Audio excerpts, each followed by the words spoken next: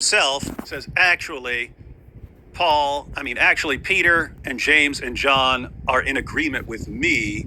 Well, I disagree. Yeah, I disagree because notice what Paul says in Galatians 1:11-12. He says, I did not receive it by human origin. So what does that mean? It means that he's not getting his gospel from the disciples, Peter, James, John, etc. He's getting it from revelation. So Paul, I strongly believe that Paul made up Jesus' death and resurrection, and that view filtered into that colored or influenced the later New Testament documents, because Paul says in 1 Corinthians 15, 3-5, he says, for what I received, I passed on to you through the most importance, that Christ died for our sins according to the scriptures. Now, notice what Paul is saying. He's saying he's getting that information from the Old Testament. But the hilarious thing is, when you read the Old Testament, it's not talking about any, crucified or dying Messiah. I saw your video before we went on about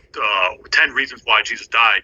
You talk about Isaiah 53, but Jews, even Christian commentators, honest Christian commentators, are saying it's talking about the nation of Israel. So Isaiah 53 no, it doesn't make any sense. The person, whoever it is referred to as he, and he dies for the nation of Israel. So how is Israel dying for the nation of Israel as a substitute for the nation of Israel?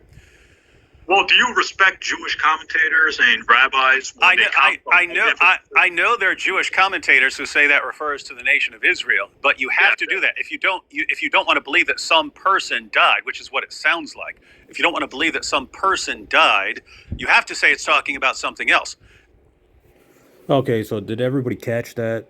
David Wood is admitting that Jewish rabbis and commentators agree that Isaiah 53 is talking about the nation of Israel. It's not talking about some human Messiah figure.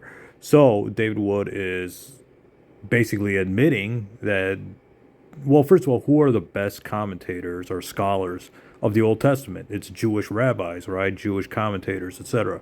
So David Wood is basically agreeing with me that, the Jewish rabbis and commentators say that Isaiah 53 is talking about the nation of Israel and not some kind of human Messiah who's destined to or predestined to be crucified and resurrected. So David Wood debunks his own argument here because Jewish commentators do not agree with Isaiah 53, and even honest Christian commentators don't agree with that, don't agree with his interpretations, which he never answered.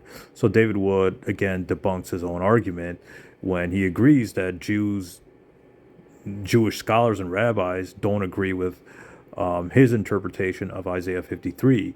Isaiah 53 is talking about the nation of Israel according to the context, according to Jewish commentators and rabbis, and according to honest Christian scholars and commentators of the Old Testament. So David Wood, again, debunks his own argument. So that's why you always have to fact check what these Christians are saying, because most of the time they're taking things out of context, or they're not citing Old Testament commentary properly. If we read Old Testament commentary carefully, or what Old Testament scholars say about Isaiah 53, whether they're Jewish or honest Christians, they'll admit that it's talking about the nation of Israel. It's not talking about some Messiah figure who's predestined to be crucified and resurrected. So I just wanted to point out this brief inconsistency, or this problem that David Wood is overlooked in his video but is admitting right now. Stay tuned for more reviews from this discussion or debate or whatever you want to call it.